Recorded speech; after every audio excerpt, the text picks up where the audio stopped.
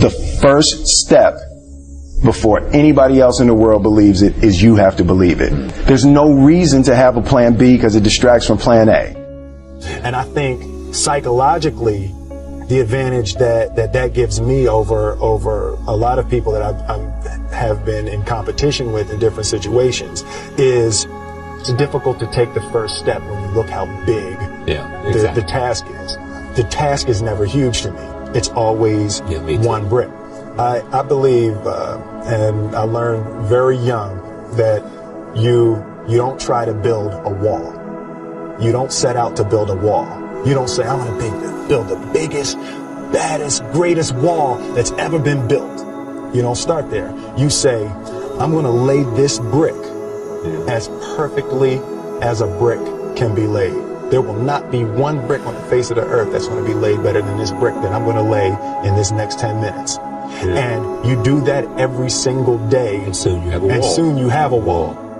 I've never really viewed myself as particularly talented. Where I excel is ridiculous, sickening work ethic. You know, while the other guy's sleeping, I'm working. While the other guy's eating, I'm working. The separation of talent and skill is one of the greatest misunderstood concepts for people who are trying to excel, who have dreams, that want to do things. Talent you have naturally. Skill is only developed by hours and hours and hours of beating on your craft. I always knew that I could work hard enough. There wasn't an issue with discipline, or there wasn't an issue with the ability to sacrifice or the willingness to sacrifice. There's no easy way around it. No matter how talented you are, your talent is going to fail you if you're not skilled. You know, if you don't study, if you don't work really hard and dedicate yourself to being better every single day.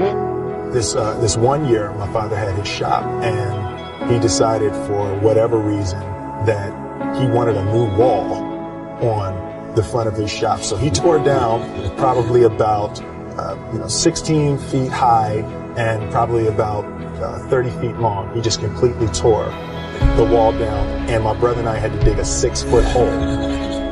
We would mix it for the foundation. We would mix in the concrete by hand. A year and a half.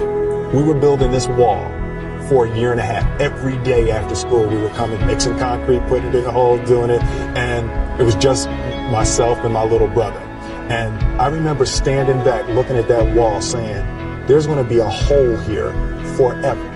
A year and a half later, we laid the final brick, and my father stood back with my brother and I know he planned this. He says he didn't, but I know he had been planning this and writing this for the past 2 years. But we stood back, we looked at the wall, and he looked at me and my brother and said, "Don't y'all never tell me that you can't do something," and walked into the shop. As a child, my parents always told me you could be whatever you want to be. You could do whatever you want to do. And you know, that office, that position, the highest office on the face of the earth, it was something I heard my parents saying it, but I didn't totally believe it. Yet I went out in the world and I carried myself and I held my head high and I stood there and I looked people in their eyes and I talked to people as if I was deserving of everything that this planet has to offer. I really want to say to children out there and to people who are watching, Confucius said one time, he who says he can and he who says he can't are both usually right.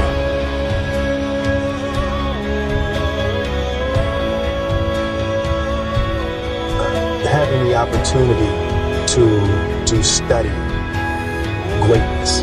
Anytime you have that opportunity, there are certain intricacies that will make clear who you are.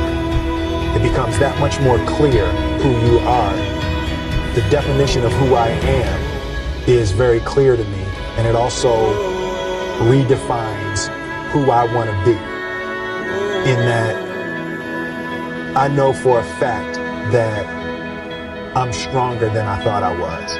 You know, you can't help but ask yourself the question, what would I do if I was in Muhammad Ali's shoes? I'm not the best at anything. You know what I mean? Eddie Murphy is funnier than I'll ever be. Denzel is more powerful than I'll ever be. I think that my strength is I can do everything well. You know, I can do a little bit of everything, and that's what I concentrate on to be my strength. I'll never be able to compete with Denzel. I enjoy connecting with people and ideas, and you know, I have a mission statement. So every year for probably the past 10 years, I've worked out a mission statement for myself.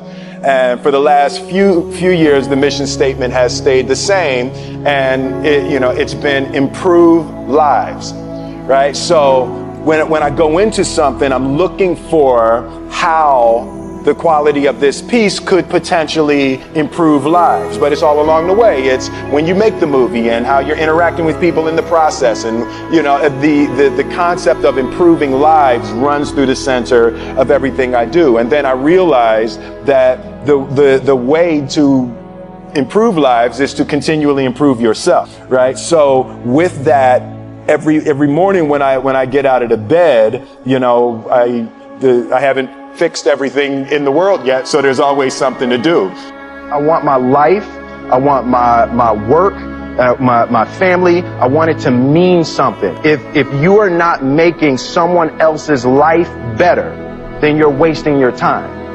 You know, like your life will become better by making other lives better. A few months ago, I said that I believe that if I chose to, I could be the president of the United States.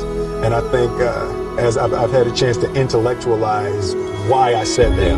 And I think that there's a certain delusional quality that all successful people have to have. You have to believe that something different than what has happened for the last 50 million years of history. You have to believe that something different can happen.